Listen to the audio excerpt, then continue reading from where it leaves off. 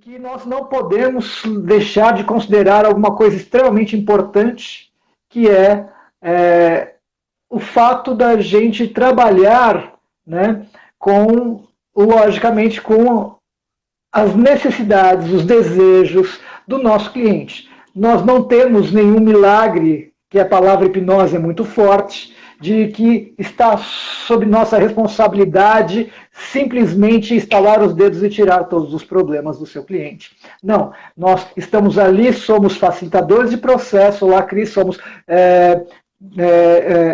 terapeutas que se utiliza de técnicas diferente do processo conversacional das psicoterapias, porém extremamente importantes. Nós estamos ali indo nos registros emocionais para gerar uma outra experiência, uma experiência emocionalmente corretiva, utilizando, sim, de metodologias da neurociência, entre elas o nosso marco teórico, que é a reconsolidação terapêutica de memória. Legal. Esse foi a introdução básica, e ali a gente vai agora justamente bater um papo, né?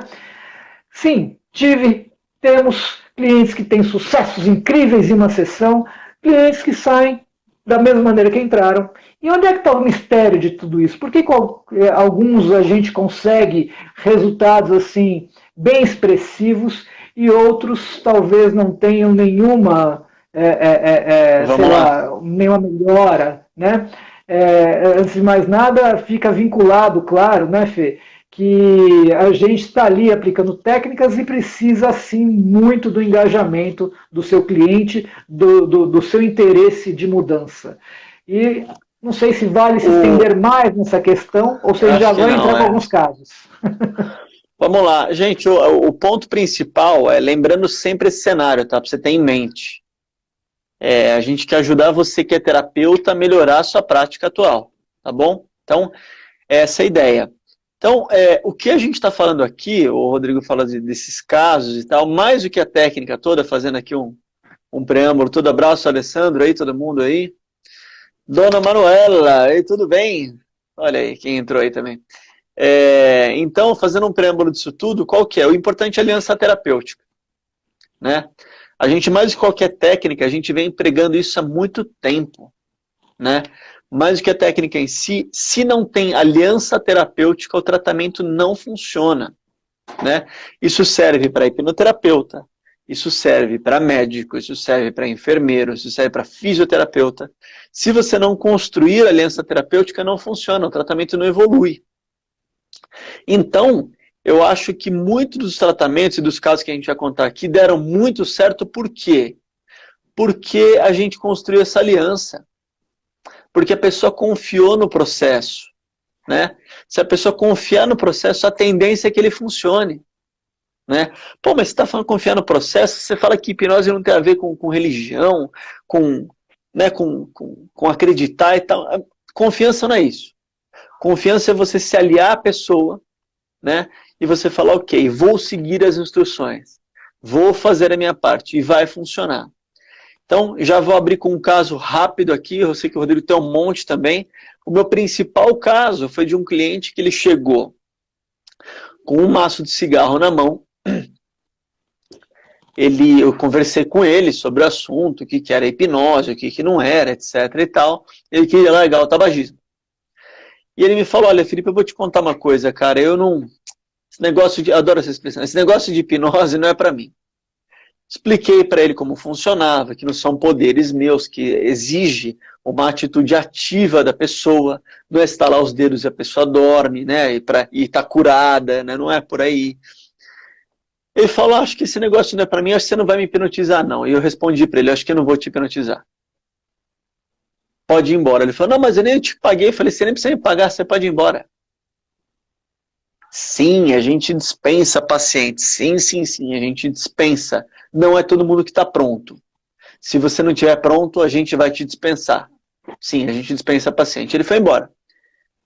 Eu falei, você não quer deixar eu te hipnotizar? Não vou deixar. Tá, eu falei, não vou mesmo. Então, pode ir embora. Claro, com muito respeito, etc. Explicando que não era o momento dele. Porque ele não queria. A gente falou em lives anteriores, você pode ver a gravação, ele está em estado de negação. E eu sempre falo para as pessoas, olha, cuidado, porque se você vem para a sessão Aí ele foi lá para a sessão, depois eu falo de valores com a pessoa, etc. e tal. Não, não vai rolar, e a hipnose não é para mim. Eu falei, olha, tome cuidado, porque se você não tomar uma atitude hoje, esse problema pode piorar. Eu não estou rogando praga, porque a gente sabe que a mente funciona assim, né? Às vezes a pessoa que é alcoólatra começa com 2 garrafas de cerveja, 3, 4, 5, 10, 20 e vai embora. E ele foi embora. E eu falei para ele, olha, você está no mindset errado, você precisa seguir as instruções, você precisa querer, você precisa entrar e tal, tal, tal. Não, ele foi embora. E ele voltou. Rodrigo, ele voltou, cara, 1 mês depois, eu não lembro o que aconteceu direito, que eu sei que eu estava sentado na sala e minha secretária não estava no momento. E ela não avisou que ele estava entrando. Acho que ele avisou para ela, e ele subiu direto ali no prédio, e ele entrou na sala, estava de costas. Ele entra com 3 maços de cigarro na mão, coitada da minha mesinha, ele deu uma porrada na minha mesinha e quebrou a mesinha. Só que a frase dele valeu a porrada. A frase dele valeu a mesinha. Porque quando ele bateu com aqueles 3 maços, era um só. Ele deu uma porrada na mesa e ele falou, olha, o que eu preciso fazer para parar de fumar? Se você me mandar plantar bananeira, eu vou plantar bananeira. O que eu preciso fazer? Fala que eu faço. E ele quebrou a mesinha com a porrada que ele deu. E nisso eu respondo para ele, agora você está pronto. Sei lá, 70% do tratamento você já fez, que é o quê? O querer. E nem preciso falar, né, que no final da sessão, esse foi um cliente de uma sessão, isso foi curioso, né? Esse foi um cliente de uma sessão. Acabou, no final da sessão, ele pegou os 3 maços, ele jogou no lixo. E sempre com todo fumante eu sempre brinco, eu pego um cigarro do lixo e dou para ele com isqueiro e peço para ele acender. Não vou acender, etc e tal. Resumo da ópera, estava resolvido. Qual a lição da história? Querer. Se você quiser, vai funcionar. Não é acreditar, é querer. Ele estava em negação, ele foi embora, ele voltou, ele quebrou a mesa e funcionou. É isso aí. Muito bom. Muito bom. Eu quero contar um episódio, um cliente, eu vou pelo clássico, né? Aquele que também deu um ótimo resultado. Depois eu vou contando casos outros distintos, onde houve um processo diferente, né? Onde está ligado justamente com o que eu trabalho muito, que é a hipnoterapia regressiva, né? Eu atendi um cliente por volta dos seus 54 anos, corretor de imóveis, e ele tinha um problema muito estranho, assim, corretor de imóveis, gerente de uma corretora de imóveis, de grandes empreendimentos, então ele tinha um grupo de corretores abaixo dele, e sempre quando tinha um empreendimento grande, ele tinha que passar todas as informações, fazer as reuniões, falar sobre empreendimento, ou seja, tinha que estar envolvido com pessoas, e ele tinha um grande problema, que é justamente estar envolvido com pessoas. Ele se sentia com medo, se sentia angustiado, se sentia desesperado, quase colocando isso como uma fobia, né? Uma agorafobia, né? Veio para mim, a gente conversou, e eu expliquei, vamos buscar as raízes e origens e entender se existe ali alguma relação desse seu medo hoje, né, com alguma coisa que possa ter acontecido ali que ficou literalmente impresso em você, né? Ele falou, olha, eu já fiz vários leader trainings da vida, né? Esses que são 3 dias, que você vai lá e fica, investe uma grana pesada, fica 3 dias passando por várias psicodinâmicas ali para tratar, para resolver, tal. Ele fala, cara, eu saio bem 2, 3 dias, tal, e depois volta tudo. Tudo bem, né? Vamos ver, né? E ali o interessante foi que uma das cenas, são várias, né? Mas uma das cenas, a mais expressiva de todas, ele tinha 7 anos, mas nunca tinha ido à escola, né? E ali, esse cara, então, aos 7 anos de idade, ele nunca tinha ido para a escola. Porém, os professores já colocaram ele direto, na época, no pré, né? Onde estava sendo alfabetizado. E ele tinha que contar de 1 a 10, escrever na lousa, de 1 a 10 ele não sabia, né? Escrever na lousa. E aí, quando ele começou, ele foi chamado, ele nem falou com a professora, não foi orientado, e quando ninguém viu que ele sabia, aliás, quando todos perceberam que ele não sabia, a classe inteira deu risada e a professora ficou brava. A professora não tinha nem sido orientada sobre ele, né? E ali ele passou por uma espécie de bullying, um vexame muito grande, né? E ficou impresso, o medo, o público, né? A relação com pessoas. E depois vieram outros eventos que foram, né, revalidando aquela impressão. E o mais interessante é que isso ficou gravado e houve um mecanismo de defesa que era, quando tem gente, quando tem que falar em público, vinha aquela impressão horrível.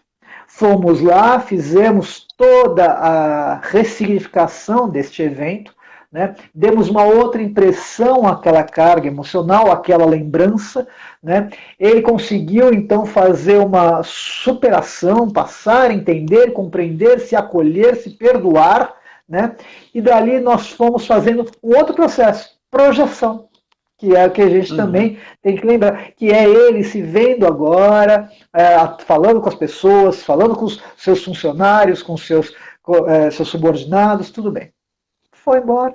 Então, segunda sessão, aquele mistério, ele era uma pessoa que não se comunicava muito pelo WhatsApp comigo e tal, deixou passar um mês, quando voltou, deu ali numa certa expectativa, falei, e aí, fulano, como é que você está? Ele falou, Rodrigo, eu não sei o que aconteceu. De repente, tirou com a mão. Me sentia muito mais confiante, muito mais tranquilo para falar com as pessoas. Envolvi todos ali, os corretores, passei projetos, deixei eles vendendo e eu cuidava dos projetos, das vendas corporativas, que tem empresas que querem comprar ali para fazer um negócio, e ainda consegui, né, receber um elogio de uma outra construtora, de uma outra incorporadora que estava ali querendo comprar os nossos empreendimentos, porque eu fiz um atendimento incrível, fiz as melhores vendas e ainda toda a equipe se deu muito bem. Ou seja, não sei o que aconteceu, tirou de uma forma ou de outra, aquele medo que tinha, aquela angústia que tinha, sumiu. Ou seja, havia uma relação ali de um evento pretérito que ele já quase nem se lembrava mais, com essa forma, toda vez que ele falava com pessoas, tinha aquele mecanismo, aquela forma, estava impressa nele, né, aquela crença que estava impressa nele, né, perfeito. De religar aquele evento lá na escola. Então foi muito bonito, foi muito libertador, como ele mesmo disse. Então essa é uma clássica que eu gosto de contar. Né? Você sabe que tem uma boa também, essa é bem curiosa, um parênteses, tá, gente? O que eu vou contar aqui a gente está falando das técnicas, a gente não está falando da crença de ninguém. Quando a gente usa uma técnica de regressão, por exemplo, a gente vai atrás de quando o problema começou. Né? Então, existe um problema, uma emoção relacionada com o problema, a gente vai atrás das origens disso. Então, quando as pessoas perguntam para mim, você faz regressão de outras vidas? Eu falo, depende. Porque eu não vou forçar uma regressão do tipo, uma, e se você não acredita em outras vidas? Duas, se você acredita, para que eu vou fazer isso? Eu não sei o que aconteceu na tal da outra vida. Tá? Então, estou fazendo esse parênteses para te explicar o que acontece. A gente vai sempre atrás dos eventos que geraram. Os eventos iniciais, né, os eventos de onde tudo começou. Então, só esse parênteses nisso. Então, eu não faço, o Rodrigo também não, regressão recreacional. Deixa ela voltar para outra vida, vou ver para quê? Né? Então, de novo, não é assim. Se o cliente insiste, se é da religião do cliente, se é algo que ele está relacionado com ele, vamos fazer, legal. Vamos fazer, se aparecer algo. Porque, de novo, a gente vai atrás da origem. Se a origem estiver nos 15 anos desta vida, ok, a gente vai resolver. Se a origem estiver na infância, a gente vai resolver. No útero da mamãe, a gente vai resolver. E assim como usamos o mesmo método para resolver outra vida. Esclarecido, gente? Então, só para botar todo mundo na mesma página. E um cliente meu, ele falou que ele não conseguia falar inglês. Mas veja, a hipnose não é mágica, né? Não é igual Matrix, que você faz um download do inglês na cabeça, não. Ele falou que ele não conseguia falar inglês e ele tentou vários métodos. Ele falava, ele estudava e ele sentia um aperto no peito. Ele estudava livros e métodos, ele ia em escolas de conversação, de gramática dos dois, etc. Nada, de listening, nada. Ele falava que sentia algo apertando o peito dele e não conseguia prestar atenção na língua. Então veja, se você olha um espectro desse, que, como a gente falou, não tem mágica. Ah, eu vou fazer hipnose para aprender inglês. Não é isso que eu estou falando, tá? Ele se esforçava, esforçava, esforçava em nada. O que quer dizer? Que tem algo que está disfuncional, tem algo que não, a bola não está entrando. Está um hábito negativo em relação a isso que não está funcionando, não está bom. Fiz um processo com ele também de regressão e ele lembrou de uma cena, ele relata uma cena em que ele está numa máquina de tortura antiga. Óbvio, né, que estamos aqui em 2021, eu inferi que isso não era de agora. Eu perguntei para ele o ano, quando que era isso. Ah, eu estou no ano de 1800, etc e tal, né? Espera um pouquinho só, olha. Ah, tá. Aqui a gata vai entrar dentro da churrasqueira agora, mas tudo bem. A gata vai entrar na churrasqueira. Deixa ela entrar. Então ele, sei lá, o ano que ele falou, 1800 e bolinha, etc e tal, perguntou o que está acontecendo. Eu estou numa máquina de tortura. Estou sendo torturado, estou com aperto no peito que essa máquina me aperta. Com que língua eles falam com vocês? Eles falam comigo em inglês. E eu não entendo a língua deles. Olha só. Eu sou, o que você faz aí? Eu sou um saqueador, etc e tal, numa vida antiga aí. E tá, eu tô com esse aperto aqui, eu não entendo o que eles falam, etc, etc, etc. Você merece estar, e mereço, porque eu fui um bandido, eu roubei tudo e todos, etc, e eu mereço estar aqui. Então, qual que é aí ele morre depois dessa cena. Morre de verdade na terapia? Não, ele está usando só a imaginação dele, só a imaginação. Mas qual que foi o aprendizado aí disso, dessa vida aí? Pessoas que falam outra língua não são boas, isso está me apertando, que é a tal da máquina que ele falou que ele estava sendo torturado, e ele traz isso adiante. Então ele tinha essa associação com isso, por baixo de não falar inglês. É verdade a cena? Não tenho a mínima ideia. Outras vidas existem? Não tenho a mínima ideia. A cena que ele estava lá aconteceu? Não tenho a mínima ideia. Mas para ele aconteceu. Se para ele aconteceu, se ele viu verdade naquilo, tem um símbolo para ele. Aquilo marcou ele, marcou a mente dele, marcou as emoções. E tinha aquela cena ali embaixo, Felipe, que dá para saber? Não dá para saber. Ninguém vai saber se é real ou não. Mas depois você ressignifica isso, que você cura, que você liberta isso. Depois ele falou para mim, ele falou, cara, eu voltei com o prazer de estudar inglês. O aperto no peito sumiu. Olha só. Eu voltei a ter prazer em estudar, porque eu não tenho mais aquele aperto no peito. Então, só para amarrar, cada sessão é diferente. Para esse cliente apareceu essa questão de outra vida. Resolvemos a origem emocional. Tem cliente, como o do Rodrigo, que veio uma origem desta vida. Vamos resolver essa origem emocional também, né? E sempre vamos, por quê? Porque a gente só conduz o processo, né, Rodrigo? A gente só conduz. Quem vai lá, quem imagina as coisas acontecendo, quem acessa tudo é o cliente, certo?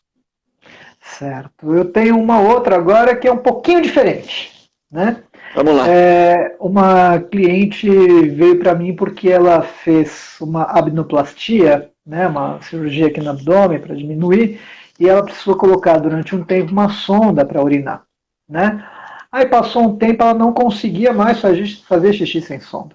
Ela voltou no médico, o médico que havia feito a cirurgia, vulnerável, com medo, né? Sem saber, sem entender o que estava acontecendo, e o médico simplesmente falou que ela tinha um desvio, não sei aonde, no canal, tal, ali perto da bexiga, que isso estaria dificultando ela a não fazer xixi. Muito estranho isso, porque até então ela sempre fez, e de repente aparece um desvio, não sei aonde, nada, né? E ela veio perguntar o que eu achava. Eu falei, a primeira coisa que você tem que fazer é buscar um outro médico que não tenha nada a ver com essa equipe que te operou, para fazer os exames e constatar se você tem esse tal problema, esse tal desvio, enfim, qualquer coisa nesse sentido, para você justamente tirar a sua impressão, né, do que este médico disse a você. E ela fez. Foi no outro médico, e o outro médico falou, olha, você não tem problema nenhum. Não tem nenhum desvio, não tem nada. Aquele médico, palavras dela, falou alguma coisa errada, ou ele não quis assumir algum problema, ele quis criar um problema para você, porque aqui consta que você, né, via tomografia, tá tudo perfeito, né? Tá tudo perfeito. Ela mesmo assim continuou com dificuldade, não fazia xixi sem som. E ela veio para mim, através da irmã dela, né, que é psicóloga. Ela falou: Rodrigo, será que você consegue fazer alguma coisa? Porque isso já ficou claro que é uma autossugestão, um pensamento dela. Sim. Aí eu falei: olha, vamos falar uma coisa muito séria. Eu falei isso para a irmã, antes de falar com a menina. Eu posso auxiliá-la. Se ela se engajar no processo, eu posso. Boa. Um processo de entretenimento até, né? Dar a ela uma vontade de fazer xixi. Ela pode fazer xixi sem a sonda, através da sugestão, né? Não é uma terapia, mas é só uma sugestão direta, para ela perceber que ela não tem problema. Só que ela vai ter ela vai estar numa bifurcação ali. Que legal, legal. Que sugestão que eu quero aceitar? Aqui eu posso fazer xixi ou aqui o médico falou que eu tenho um problema? Né? Eu falei, vamos ver o que vai acontecer. E realmente, de fato, aconteceu. Né? Fiz online com ela. Né? Ela se engajou muito bem. De repente ela falou: meu Deus, estou morrendo de vontade. Eu falei para ela: simplesmente fecha os olhos, agora você está morrendo de vontade de fazer xixi. Uma sugestão direta, essa vontade fica 10 vezes mais forte e tal. E ela foi correndo para o banheiro fazer xixi sem a sonda. Ela voltou impressionada, falou: uau, era coisa da minha cabeça? Eu falei: era. Está feito o meu trabalho. Dali para frente, cabe a ela decidir o que ela quer fazer com isso. Ela pode acreditar, não tem problema ou não. Passa 2 dias, a irmã dela falou que ela voltou a usar sonda. Aí eu falei, eu já tinha antecipado a irmã. Falei: olha, como eu te disse, cabe a ela aceitar ou não a sugestão. Qual a sugestão ela vai aceitar? A autoridade daquele médico que operou e falou: você tem problema? Ou a sugestão de que eu que fiz ela fazer xixi e o outro médico falou que ela não tinha problema nenhum? O que você quer pegar para você? O que você quer aceitar para você? Vai caber a ela, não a nós. Né? Aí o que aconteceu? A irmã dela foi conversando, foi falando com ela, tal, aí me veio uma intuição. Falei: será que ela já teve cistite? Será que ela já teve infecção urinária? Eu liguei para a irmã dela e falei: ela já teve sim. E ela sofreu bastante. Falei: ótimo. Né? E eu vou fazer a mesma metodologia que o médico fez. Chutômetro, intuição. Aí eu pedi para ela entrar em contato comigo. Queria que ela entrasse em contato comigo. Pedi para a irmã falar com ela e ela entrar em contato comigo. Porque eu queria que ela tivesse atitude. E ela fez. Ligou para mim e falou: olha, eu conversei com um amigo meu, aquele papo, né? Médico. E ele falou que se você continuar usando sonda, não tem problema, você pode continuar usando sonda, mas mais cedo, você vai ter ou cistite ou infecção urinária. Nessa hora, ela fez assim com o rosto. Ela lembrou, ela resgatou aquela dor de quando ela teve infecção urinária. Ela resgatou aquela dor. Mas eu falei: mas tudo bem, você pode, é decisão sua, né? Você já viu que você não tem problema nenhum. O outro médico falou: nós conseguimos fazer você fazer sem sonda, mas se você continuar assim, você vai ter uma infecção urinária, com certeza. Olha só a maldade no sentido de sugestão, né? Depois a gente vai até falar de como o médico ele é o terceiro maior hipnotista que existe. Aí deu um tempo, 3 dias depois, a irmã dela falou: Rodrigo, ela está fazendo xixi feito cachoeira. O que aconteceu aí, pessoal? Aconteceu que ela resgatou aquela dor e ela falou: meu Deus, eu não quero ter cistite, eu não quero ter infecção urinária. E aí a sugestão foi aceita: eu não tenho problema. O outro médico falou, o Rodrigo me demonstrou. Perfeito. E aí ela voltou a fazer xixi. Ou seja, ganhos e perdas. Até então ela estava impressionada com o médico que havia operado ela, né? Quando vamos ao médico, estamos vulneráveis emocionalmente. Se o médico fala alguma coisa, com a autoridade que ele tem, a gente pode pegar pra gente, né? Tanto é que aqui a gente fala aquele negócio, né? A gente tem que fazer perguntas abertas, né, Felipe? Ao invés de falar, dói aqui, a pessoa está tão emocionalmente impactada que ela vai criar até uma dor, dependendo da situação. E como você deveria falar assim: o que você sente quando eu aperto aqui? Não sei. Aí ela fala: não sinto nada, sinto tal. Então tem muita responsabilidade, né, do pessoal da área da saúde em colocar as palavras certas. E ele quis talvez se isentar falando que ela tinha um problema. E não tinha. né, de acordo com outro médico. E ali eu tive que usar essa metodologia que foi ali, né, simplesmente jogando na mesma moeda que ele, colocando um susto na menina. Uhum. Essa foi uma curiosidade, né, onde Essa a hipnose entrou no momento, história. mas depois ela Boa teve história. que decidir que sugestão eu quero para mim. Você entende como não somos nós? É a pessoa, não é verdade? É sempre a pessoa, né? Então, assim, tem uma boa para contar que ela era uma cliente que tinha muita insônia. Muita insônia. E tomava os remédios e nem com remédio ela conseguia resolver.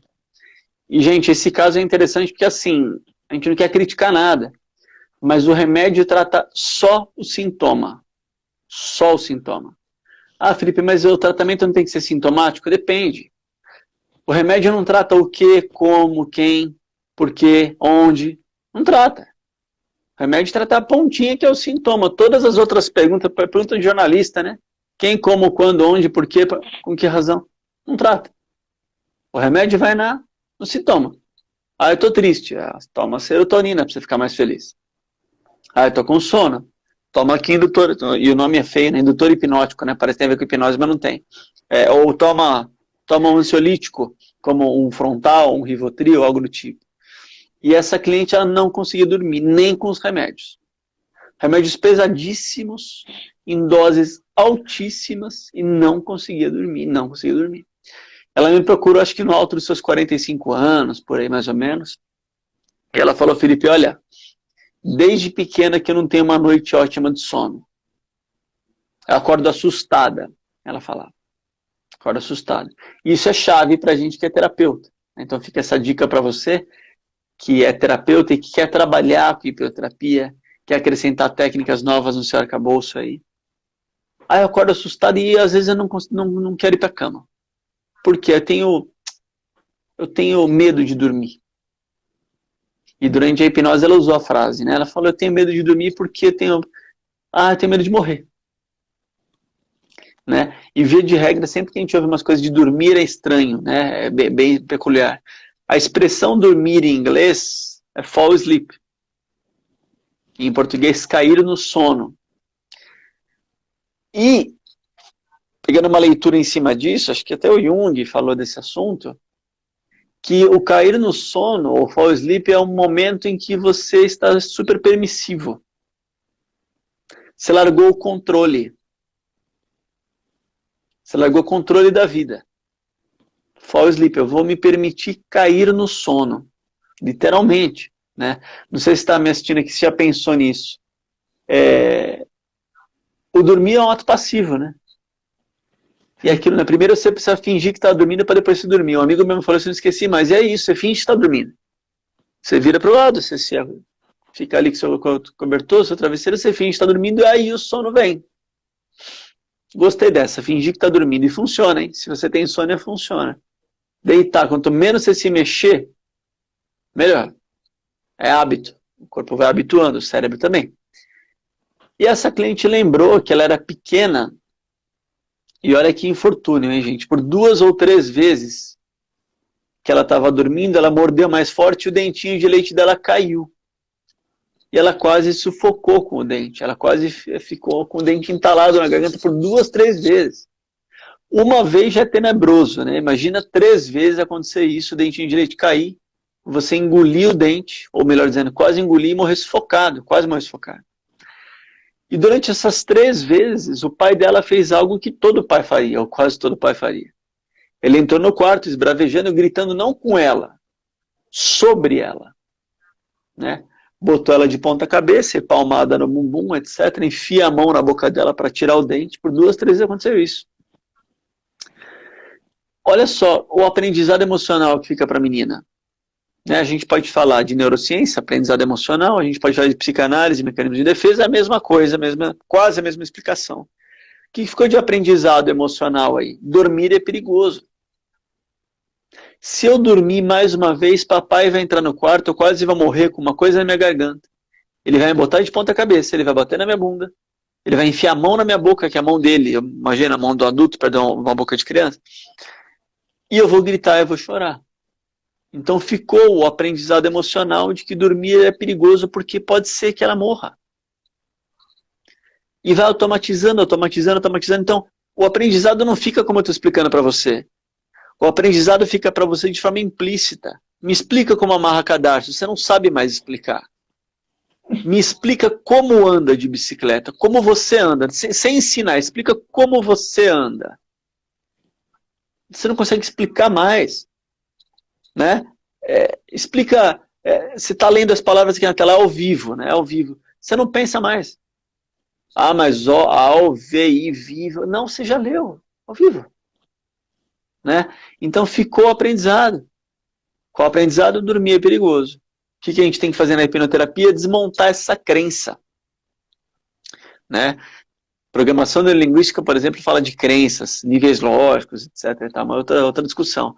Mas desmontar o nível da crença. Porque ficam as experiências, os aprendizados e as crenças. Um está embaixo do outro. A experiência, ela generaliza, ela gera um aprendizado, um comportamento generaliza e vai indo para o nível da crença, que dormir é perigoso, precisa desmontar o que está aí. Não é perigoso, ó, deixa eu isolar no tempo, foi só uma cena no passado. Não é perigoso, você pode dormir, está tudo bem.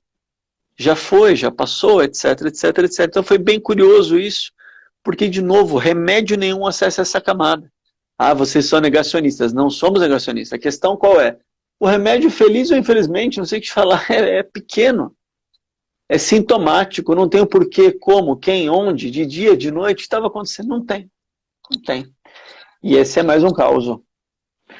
Eu acho interessante quando a gente fala de crença, né? Parece que é alguma coisa que a pessoa consegue conscientemente identificar, né? Ainda mais quando a gente fala assim, crença, você tem crenças limitantes, parece que eu decidi ter isso, né? Crença, pessoal, ela é visceral, ela é inconsciente. A crença está dentro de você e ela te guia na sua percepção, na sua forma de se relacionar, nos seus medos, né? na sua forma de sentir, nos seus julgamentos. Ela está lá. Ela é tão essência, ela está tão vinculada que você nem percebe que você tem essas crenças. Né? Como dizem assim, para você ver a ilha, você precisa sair da ilha. Né? Porque você está na ilha, então você não percebe essa crença. O peixe não sabe que água existe, né? Você sabe dessa, o peixe não sabe que a água existe, exatamente. Né? Então, você está ali, está vivendo, convivendo. A tua realidade está baseado, né, nessa crença, mas a palavra crença, assim, parece que eu decidir ter a crença tal, eu decidir acreditar sei lá, na religião tal, eu decidi. Não, não é assim. A crença que nós queremos falar, essa crença ela é emocional, ela é visceral, ela está dentro de você. Né? Porque aconteceram, como o Felipe falou, aspectos lá atrás de alto impacto emocional que ficaram impressos, deu um imprinting, né? E aquilo ficou marcado de tal maneira que hoje você tem uma resposta, perfeito, né, perfeito, inconscientemente a certas situações. Você não sabe por que você age como você age, você não sabe por que você tem medo sobre tal situação, né? Você está ali, de repente tem uma fobia de barata, a barata tem 5 centímetros, ela não vai pular na sua garganta, arrancar sua jugular, mas você tem um pânico daquilo. Então essa crença, né, ali, é inconsciente. Aqui, a Andréa, né? Oi, André, tudo bom? Tá ali, né? Tá ali vinculada em você. Né? É inconsciente, você não percebe isso, ela te guia nas suas formas de pensar, de sentir, de agir. É isso aí, né? é isso aí. Então, só uma. Para quem é da turma da psicanálise, para quem segue essa linha, a gente fala desse jeito: inconsciente ou subconsciente. Se a gente for falar de neurociência, é um mecanismo aprendido. É uma resposta emocional aprendida. Você aprendeu a dar aquela resposta emocional para eventos como aqueles. De novo, é a mesma coisa de linguagens diferentes. Né? E foi gerando o LTP, né? O Long Term Potentiation, né? Foi deixando aquela rede neural cada vez mais reforçada, não é verdade, Felipe? E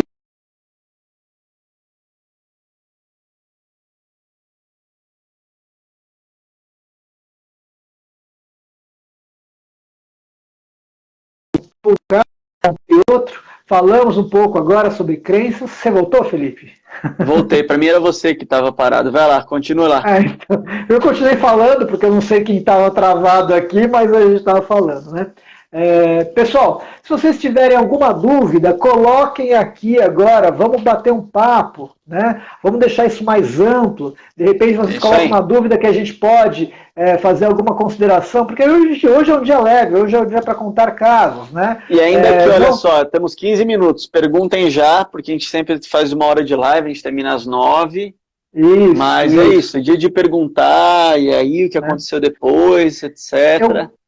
Eu queria falar um outro caso que a gente tem muito, né, Felipe? Você é muito especializado nisso, você faz os seus webinars de ansiedade. Aliás, quem nunca fez o webinar de ansiedade do Felipe, aproveite, de vez em quando ele nos dá a oportunidade aí de fazer esse webinar. São 2 horas onde ele ensina várias ferramentas, várias técnicas para controle de ansiedade, né? E eu queria falar um pouquinho sobre isso, porque com essa questão da pandemia está tendo muito caso de pessoas com estados ansiosos, né? E outros com transtorno de pânico, e para mim o pânico é uma evolução do processo ansioso que já está numa resposta habituada, já foi condicionada, né? Automático, né? Já está automático. Já está no automático, né? Uhum. Mas eu gosto do que Melissa Tiers fala, né? Eu lembro que ela falou, cara, tudo é um hábito. Aquilo que você reforça, isso é uma resposta da neurociência. Tudo que você reforça, tudo que você estimula, né, vai ficando cada vez mais denso em termos de rede neural. A lei de Hebb, né? Neurônios que disparam juntos se conectam e vai formando essa rede neural. Exatamente, vai formando essa rede neural, vai ficando cada vez mais reativa, é a primeira a ser ativada, né? Então isso já é muito natural dentro das neurociências, isso já é um fator que todo mundo conhece dentro das neurociências. E a ansiedade é um caso assim, né? Eu tenho alguns casos muito interessantes, né? Eu quero ser breve ali para a gente poder discutir um pouquinho, né? Mas eu lembro de um que é bem interessante, né? Onde uma cliente minha, eu vou pular vários aspectos aqui, vou ser bem cirúrgico, né? Voltamos em eu sempre faço uma análise de quando foram as crises mais intensas dela, né? Desde a primeira, né, até a última. Né? Antes eu faço toda uma limpeza do lixo emocional, com regressão clássica tal, mas depois eu foco no problema. Né? E ali a primeira crise dela foi justamente com um final de um relacionamento. E ali ela teve uma disparo do sistema simpático e ela teve essa crise ansiosa. Né? E ali a gente foi trabalhando cena a cena, onde ela, através da regressão, ia lá, resolvia, eu fazia um processo de respiração na cena, revivificando a cena, entendendo, compreendendo, se perdoando, legal.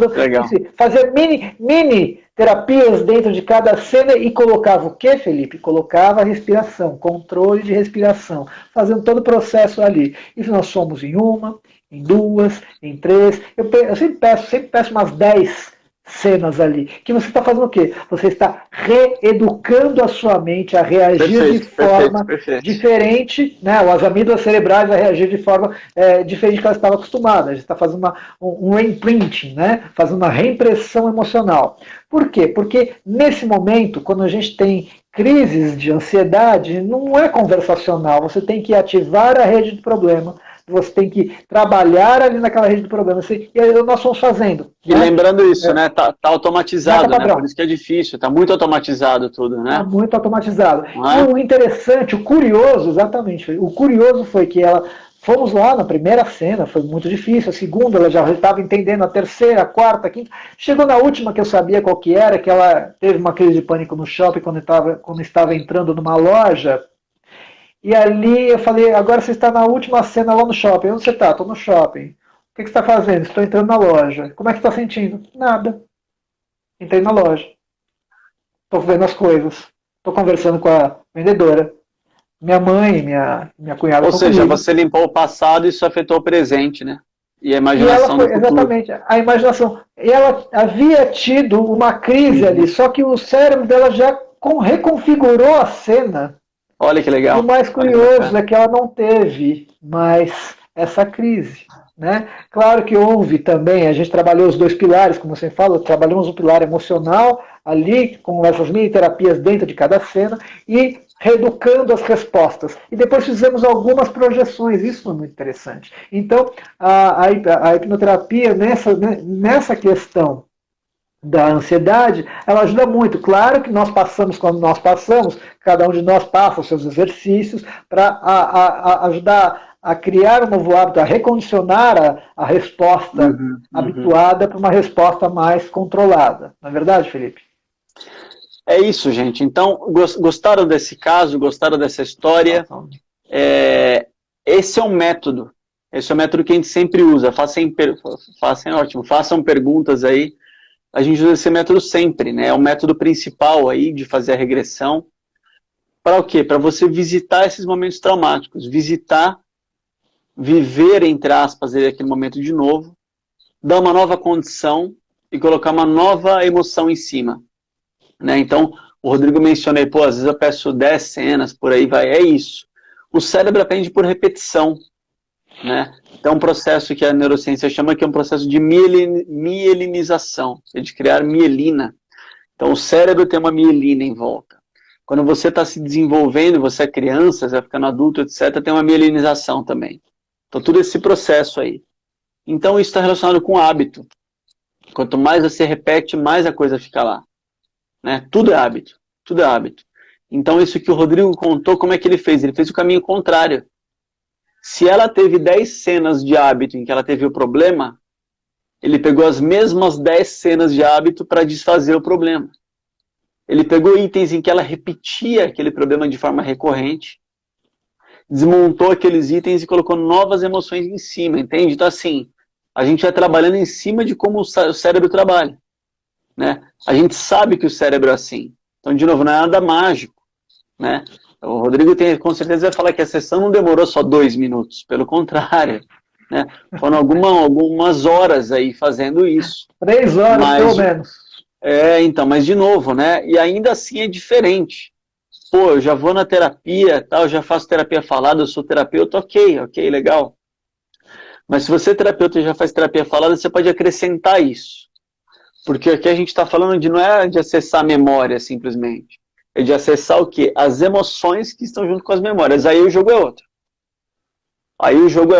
Não é mais só o conversacional, o que você está sentindo, não é mais isso. É acessar o que está por trás da memória. É acessar as emoções da memória. E você vai nos registros emocionais, né, Felipe? E ao mesmo tempo você está fazendo uma coisa que é muito interessante, que é o erro de previsão. Né? Para quem não sabe, é um termo técnico, o que é o erro de previsão? O cérebro previa que ia ter a crise de ansiedade. Olha aí a Lolita, nossa mascote de estimação. Previa, né, que ia haver uma crise. E na hora que você faz o erro de previsão, vai lá nascer e não tem a crise, o cérebro falou, opa, pera lá. Aconteceu alguma coisa, era para dar ruim, não deu bom. Então ele vai se reeducando por esses erros de previsão que você vai gerando. Então assim, quando a gente está explicando, né, parece que é tudo muito mágico, muito místico, a palavra hipnose parece uma coisa assim fora não é por aí não, padrão, mas não, é técnica, muita técnica. É isso aí. E claro, só para terminar, assim, houve casos de pessoas que não houve engajamento, né, porque não estavam interessadas realmente em resolver o problema, ou que vieram com uma expectativa que eu iria estalar os dedos, falar durma, a pessoa iria ficar inconsciente, não precisaria fazer nada e que simplesmente resolveria todos os problemas. E isso não existe. E quando acontece isso, olha que eu converso 2 horas antes do processo, antes da terapia, falo com ela, explico tudo, tiro todas as dúvidas, mas a pessoa vai assim, porque ela viu no Silvio Santos, porque ela viu na televisão, Domingo porque Legal. ela viu no Domingo Legal, porque ela viu no YouTube alguma rotina de entretenimento, e de rotina de entretenimento, talvez, não sei se já caiu, mas eu coloquei uma ontem no meu stories, né, que eu estava ali fazendo na rua, na Paulista, é legal, é divertido, mas o contexto é outro. No processo terapêutico não existe estalar dedinho e seu nome some, você agora é uma pessoa rica, bonita, feliz, mais magra e mais rica. Não vai acontecer nada disso. Né? Então essas pessoas que vieram com esse pensamento, e algumas falaram, eu pensei que você só ia estalar o dedo e a coisa resolver fácil assim. Não é assim? Eu falo, não é assim. Aí eu falo, então não quero. Ótimo, melhor ainda, né? E outras que eu acho que ela está no processo, depois ela fala, mas eu pensei que eu ia colocar um óculos 3D e olhar tudo em 3D, assim, eu não sei que da onde que eles tiram tudo isso. Eu explico que a gente trabalha lembranças, memórias disfuncionais, tal, que a gente Sai vai do corpo, trabalhar né? Vou sair do corpo, né? Vou para não outra vai, dimensão. pensei que ia sair do corpo para outra dimensão, ficar inconsciente e ia voltar linda, rica e maravilhosa. Não, não é assim. Tá bom, pessoal? Então, os que não houveram É isso aí. tanta eficácia. Peraí, veio uma última pergunta aqui, Felipe. Você consegue ler? Mas colocar a culpa no cliente ou no paciente não é perigoso, cada um não vai ser curado de formas diferentes. Olha só, não é culpa, tá? A gente não está falando de culpa, André. Qual que é a ideia? A gente tira a palavra culpa da jogada, tá? A gente não usa a palavra culpa. O que acontece é o engajamento do paciente, né? Então, por exemplo, ele pode ou não seguir as instruções. Se ele seguir as instruções, vai dar certo o processo. Tanto que a gente começa lá atrás já tirando a culpa. Né? Lá atrás a gente fala, olha, esses problemas não são culpa sua.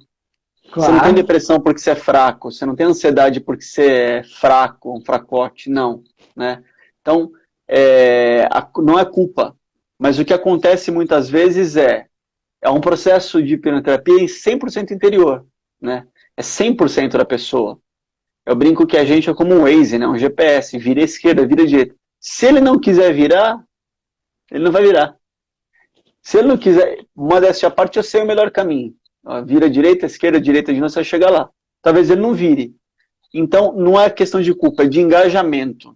Se ele não se permitir, se ele não seguir as instruções, se ele ficar brigando com a terapia, não funciona.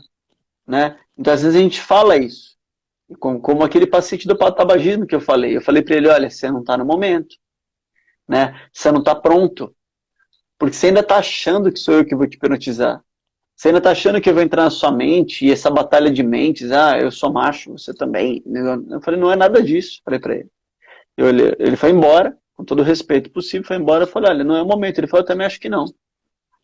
Só que depois, aquela expressão antiga, né, caiu a tal da ficha, ele falou, pô, tá na hora. Eu preciso. O que eu tenho que fazer para resolver? Essa frase já mudou o jogo. Porque essa frase já está na emoção, né, Rodrigo? O que eu preciso fazer? Sim, ele chegou com a voz embargada, ele já estava com emoção. Quando está com emoção, gente, aí vai, entendeu? Entendendo, André, que nós trabalhamos com terapias breves. Né? A hipnoterapia está dentro de terapia breve. Ela não invalida nenhum processo psicoterapêutico, pelo contrário. Né? Como eu falei da outra live, que é como se o médico falasse, não vai no fisioterapeuta que não serve para nada, ou o fisioterapeuta falasse, esquece o ortopedista. Não, são trabalhos complementares e que tem, qual é a melhor terapia? Aquela que você se engaja. Eu sempre costumo dizer, o Felipe já ouviu isso algumas vezes, que o meu cliente nunca trouxe problema. Eu digo para ele, você sempre trouxe solução. Mas era a solução que você encontrou quando você era uma criança emocionalmente vulnerável e você acabou achando uma forma de se proteger emocionalmente. Perfeito. Né? Sei lá, ficando carente, sei lá, ficando. Alguma emoção você trouxe como um aprendizado e isso acaba te guiando. Não existe falar que culpa no cliente. Não. O que nós estamos dizendo é assim: você está determinado a pôr um ponto final nessas histórias da qual você ainda está refém. Se a pessoa está em negação, quando a gente está em clientes em negação, a gente já pegou vários, quando o cliente está em negação, eu trabalho junto com uma colega TCC, trabalho há 4 anos com uma colega TCC numa sala, uma psicanalista na outra. Cara, quando a pessoa está em negação, não tem terapia que ajude. Não tem. O que você faz? Eu encaminho para as minhas 2 colegas. Por quê? Porque vai lá, senta ali, o cara está em negação, aí a gente faz o processo básico, acolhimento, não julgamento, né? Escuta plena, tenta colocar uma técnica, né? Se a técnica der certo, ótimo, se não der, ele ainda não é o momento dele, volta semana que vem. Escuta plena, não julgamento, acolhimento. Porém, um dia quando ele quiser, né, Felipe? Se a pessoa quiser, porém, o oposto. Se a pessoa quiser, casos em que uma fobia foi resolvida em 2, 3 sessões. Sim. Casos em que a coisa foi resolvida muito rápida. A pessoa tinha tentado métodos por anos e não resolvia. Então, quando a pessoa quer, aí a tal da mágica, entre aspas, acontece. Depressão de 10 anos, ansiedade de 10, 15 anos, fobias, compulsões. Então, quando a pessoa quer, o processo acontece e rápido, muito rápido, né, Rodrigo? Gente, eu botei o site para vocês aqui entrarem, ó, psicomodelagem.com.br. Se você tem interesse em entender mais como funciona, se cadastra lá, põe seu e-mail lá, que a gente vai te mandar muitos materiais sobre o assunto. Em breve a gente vai lançar uma turma de um curso de psicomodelagem. Então, põe teu e-mail ali, você não vai pagar nada, não se preocupe com isso, só põe ali, registrando seu e-mail, você registra seu interesse, para a gente lembrar de você quando a gente for lançar essa turma. Combinado? Se você está vendo essa live agora, vai lá, põe teu nome lá, ou se você está assistindo aqui gravado depois, que vai ficar no perfil da psicomodelagem, coloque lá, psicomodelagem.com.br. Só para falar, né, Felipe, vai ser uma turma online, mas ao vivo. Exatamente. Né, exatamente. Conta aí da fase vermelha, que está ficando roxo, daqui a pouco vai ficar preta a fase, porque do jeito que está Tá quase preta já, né? Então a gente vai fazer tudo isso online, presencial, online, ao vivo, né, onde a gente vai passar os conceitos da psicomodelagem, embasados na hipnoterapia, mas principalmente com o marco teórico neurocientífico, que é a reconsolidação terapêutica da memória. Tá? Então não vai ser mágica, não vai ser estalar de dedos, vai ser um processo que tem um embasamento teórico. Tá, André? Conto com você, André. Vai lá, vamos participar disso aí, vamos conhecer. Tá? De jeito nenhum, claro, como você escreveu ali, outras terapias podem funcionar, sim, todas as psicoterapias e terapias podem funcionar quando a pessoa está no momento de mudança.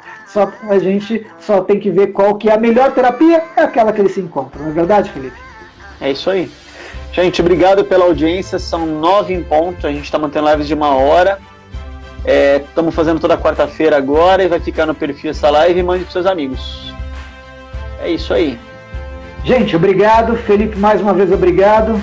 Pessoal, ainda se tiver mais alguma dúvida, pode deixar aqui. Essa live vamos deixar gravada, vamos subir ela daqui a pouquinho, tá bom? E o que a gente puder ajudar, conte com a gente. psicomodelagem.com.br, se inscreva lá, que muito em breve a gente vai lançar o nosso curso piloto aí, piloto porque na verdade vai ser ao vivo e online. Né, vai ser online ao vivo, né? Então isso aí é uma online ao vivo e pelo Zoom. Para todo mundo saber, pelo Zoom. Tá bom, pessoal? Grande abraço a todos. Boa noite, até a próxima quarta-feira às 8 horas. Tchau, tchau, tchau, Felipe. Abraço. Abração, Felipe. Tchau, valeu.